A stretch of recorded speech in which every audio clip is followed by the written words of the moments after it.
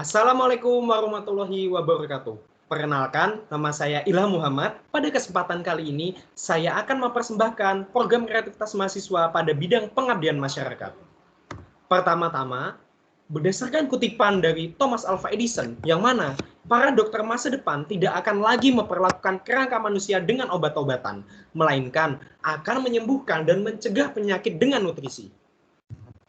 Oleh karena itu, berkaitan dengan kesehatan, kami 5 mahasiswa Universitas Diponegoro yang beranggotakan Muhammad Hakam Amnan, Beni Rifki, Ilham Muhammad, Nurul Afifah, dan juga Muhammad Farhan Syafiq mempersembahkan program kreativitas mahasiswa pada bidang pengabdian masyarakat yang berjudul Program Diet bagi Anak Autis melalui media aplikasi mobile dan augmented reality pop-up book di SLB Negeri Semarang. Nah, adapun 5 outline yang akan kami bahas pada kesempatan kali ini, yang pertama adalah latar belakang dan juga tujuan, yang kedua gagasan mengenai program kreativitas mahasiswa yang kami buat, yang ketiga berkaitan dengan metode pelaksanaan, yang keempat berkaitan dengan anggaran biaya, serta yang terakhir berkaitan dengan jadwal kegiatan.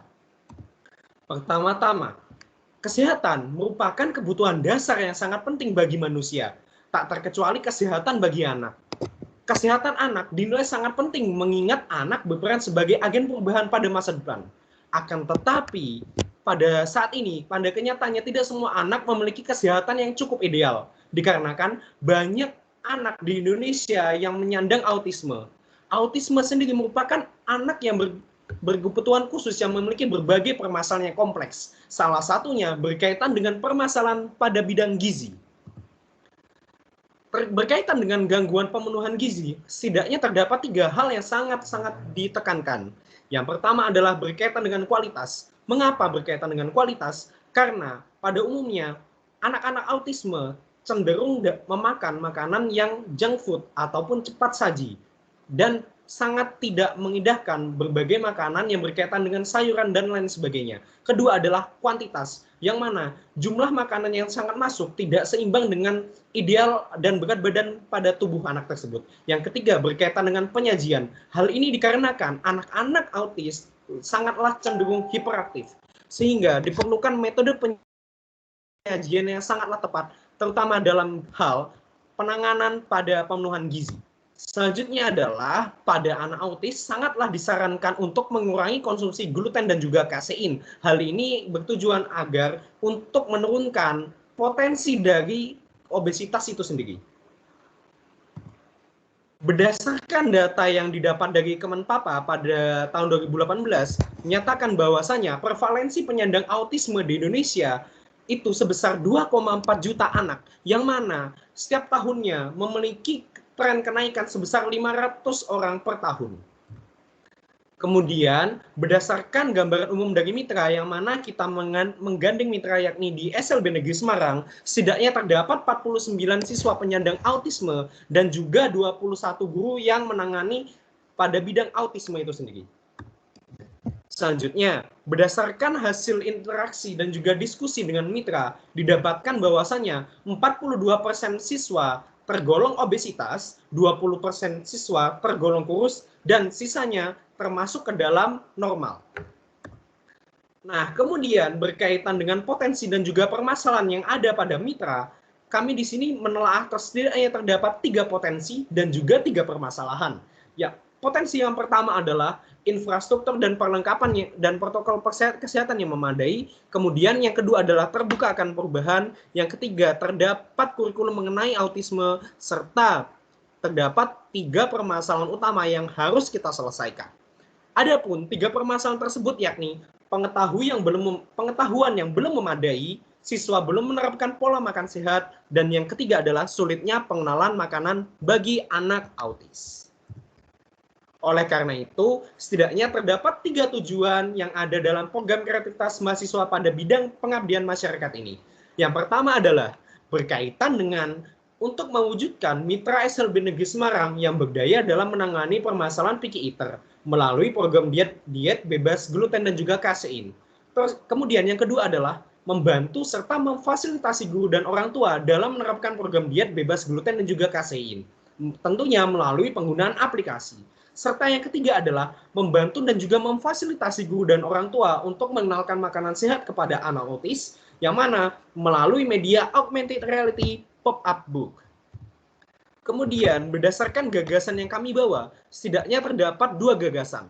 Nah, gagasan yang pertama adalah NutriApp. NutriApp sendiri merupakan aplikasi, yang mana aplikasi tersebut tim ciptakan dengan fungsi utama sebagai kalender untuk memudahkan penyusunan makanan sehat, serta kelebihan lainnya, yakni dapat dipantau secara real time oleh guru yang bersangkutan sebagai media pengawasan. Pada aplikasi ini juga berisikan alarm yang mana berfungsi sebagai pengingat orang tua untuk memberikan makanan sesuai dengan jadwalnya yang telah disusun secara bersama dengan para orang tua dan juga guru. Selain itu, program ini nantinya akan diintegrasikan dengan Nutri Integrated Training yang ada pada pelaksanaan program. Selanjutnya adalah Augmented Reality Pop-up Book, yang mana kita ketahui sendiri bahwasannya Augmented Reality Pop-up Book merupakan suatu teknologi yang mana menggunakan benda dan 2 dimensi ataupun 3 dimensi dalam sebuah lingkungan. Nah, yang mana nantinya kita akan mengintegrasikan dengan pop-up book sehingga akan memunculkan berbagai makanan sehat yang dalam bentuk 2 dimensi dan akan kita transformasikan ke dalam bentuk 3 dimensi dan juga secara nyata. Tentunya Augmented Reality Pop-up Book ini sendiri telah dinilai lebih cocok dan juga lebih layak untuk apa? Untuk mengenalkan makanan-makanan yang sehat bagi anak autis yang sangat cenderung hiperaktif. Berkaitan dengan metode pelaksanaan, terdapat setidaknya 5 hal yang akan kami bahas di sini. Yang berkaitan dengan jenis penelitian, yang mana jenis penelitian yang kita gunakan merupakan jenis penelitian observasi dan juga eksperimental. Jenis penelitian observasi dan eksperimental ini merupakan jenis penelitian yang mana kita menggunakan observasi secara langsung di SLB Negeri Semarang. Kemudian hasil observasi tersebut metode sangat akurat. Berkaitan dengan metode pengumpulan data, setidaknya kita terdapat 3. Yang pertama adalah studi literatur, yang kedua observasi dan juga wawancara. Studi literatur yang kami gunakan setidaknya memiliki lebih dari juga internasional. Kemudian kita juga menelaah lebih lanjut melalui observasi secara langsung di SLB Negeri Semarang, serta meninjau dari orang tua permasalahan dari orang tua dan juga melihat secara langsung bagaimana anak autis yang berada di rumah. Tentunya kami juga untuk menunjang validitas data, kita melakukan wawancara kepada pihak terkait seperti orang tua yang ada di. Yang ketiga, berkaitan dengan metode analisis data, terdapat 3 metode yang kami gunakan di sini. Yang pertama US. Metode secara kuantitatif kita analisis dan kita telah menggunakan apa? Menggunakan survei Google Form yang mana memiliki rentan parameter 1 hingga 5. Selanjutnya berkaitan dengan metode kualitatif yang mana kita menggunakan telah pendekatan-pendekatan secara deskriptif dan juga analitis. Selanjutnya metode SUS merupakan metode yang mana kita untuk menilai kelayakan aplikasi yang telah kita buat. Yang mana kita memiliki rentan parameter 1 hingga 5 dan kita melakukan survei tersebut yakni sebelum dan juga sesudah kegiatan. Sehingga kita dapat mengkomparasikan seperti apa hasil dari pendekatan yang telah kita lakukan sebelumnya. Yang keempat, berkaitan dengan tahap pelaksanaan dan juga yang kelima, penarikan kesimpulan yang kami ambil berdasarkan berbagai tahapan-tahapan yang telah kita lakukan.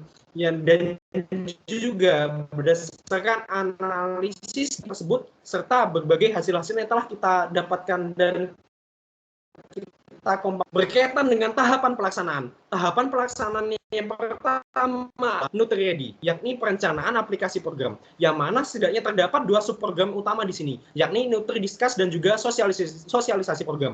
Pada Nutri-Discuss berupa pengajian permasalahan dan juga penyelenggaraan makanan yang akan ditemui oleh pihak tim dan juga pihak mitra. Selanjutnya adalah sosialisasi program yang mana bertujuan untuk mengedukasi mitra untuk mengenalkan program yang berkaitan dengan bebas gluten dan juga kasein. Selanjutnya berkaitan dengan Nutri Pandai, yakni bimbingan untuk kesiapan, yang mana terdapat 2 program di sini, 2 subprogram yang di sini. Yang pertama adalah penerbitan guidebook, yang kedua adalah Nutri Integrated Training. Guidebook yang kita buat, setidaknya terdapat 3 guidebook. Yang pertama adalah guidebook berkaitan dengan program, yang kedua adalah guidebook untuk orang tua, dan yang ketiga guidebook kepada para wali murid ataupun para guru yang ada di sekolah. Nah, selanjutnya pada program Nutri Integrated Training. Program Nutri Integrated Training merupakan salah satu program yang mana kita mengenalkan aplikasi-aplikasi yang telah kita buat seperti ada augmented reality pop-up book kepada mitra dan juga kepada orang tua ataupun wali murid. Selanjutnya adalah Nutri Tangkas, yang mana Nutri Tangkas merupakan aktualisasi kegiatan dan juga program. Step pertama yang kita lakukan adalah mengaktualisasi guidebook, yang mana program-program yang ada dalam guidebook yang telah kita rancang akan kita terapkan hasil-hasilnya, dan berdasarkan pelatihan-pelatihan sebelumnya akan kita lakukan evaluasi selama 1 minggu ke depannya, yang mana tetap akan diawasi oleh tim PKM. Step kedua adalah NutriLearn, yang mana NutriLearn merupakan program berwawasan gizi dan juga kesehatan yang dilakukan secara daring. Nah, program ini menekankan bagaimana webinar menekankan webinar yang berkaitan dengan pendidikan gizi dan kesehatan untuk seluruh elemen yang ada di SLB Negeri Semarang. Ada dalam NutriLearn adalah Bapak Nuryanto SGZ M Gizi selaku dosen pembimbing. Kemudian pada langkah ketiga adalah Nutri Aspire, yang mana salah satu subprogram yang mana kita mengakomodasi segala aspirasi dari masyarakat, segala aspirasi dari pihak mitra, dan juga segala aspirasi dari orang tua, dan kemudian kita kumpulkan dan tentunya hasil dari akomodasi tersebut berupa solusi-solusi ataupun beberapa gagasan yang tidak kita tuangkan sebelumnya. Selanjutnya adalah Nutri Pantas, yakni pengembangan potensi dan juga keberlanjutan program. Setidaknya terdapat 4 subprogram yang ada di sini. Subprogram yang pertama adalah situs dan media sosial, yang mana situs dan media sosial ini bertujuan untuk apa? Bertujuan untuk mengedukasi masyarakat secara umum. Kemudian terdapat Nutri Connect, yang mana kita mengintegrasikan kurikulum yang ada pada program PKM kepada pihak sekolah, sehingga program yang kita miliki sangatlah berkelanjutan dan juga dapat diterapkan di SLB Negeri Semarang pasca kegiatan PKM ini setelah usai. Selanjutnya adalah Sustainable Nutrizone, yang mana kita melakukan kerjasama kepada pihak-pihak terkait, organisasi terkait seperti sepia.id ataupun komunitas difabel yang ada di Semarang. Terakhir, kaitan dengan evaluasi program, yang mana dilakukan evaluasi terhadap program yang telah dijalankan. Penilaian dilakukan sesuai dengan indikator yang telah ditetapkan, yang mana di setiap subprogramnya, sehingga dapat sebuah kesimpulan beserta penyelesaian masalah evaluasi yang menurut testimoni yang ada pada pihak mitra ataupun pihak orang tua berkaitan dengan bagaimana keberlangsungan program yang telah kami lakukan. Yang terakhir, dan benar, biaya yang kita gunakan sebesar Rp9.881.000, bahan ataupun perlengkapan yang habis pakai, kemudian berkaitan dengan paket data, serta yang ketiga berkaitan dengan penyimpanan data dan juga yang lainnya. Berkaitan dengan jadwal kegiatan, setidaknya terdapat kegiatan yang ada dan juga kegiatan-kegiatan tersebut sekiranya berlangsung selama 3 bulan. Ada pun kegiatan tersebut berkaitan dengan metode pelaksanaan yang telah kita jelaskan sebelumnya, dan juga termasuk ke dalam penyusunan laporan dan juga laporan akhir. Selanjutnya berkaitan dengan kesimpulan, yang mana Nutrizone merupakan sebuah program yang integratif dan juga komprehensif yang kita terapkan di SLB Negeri Semarang.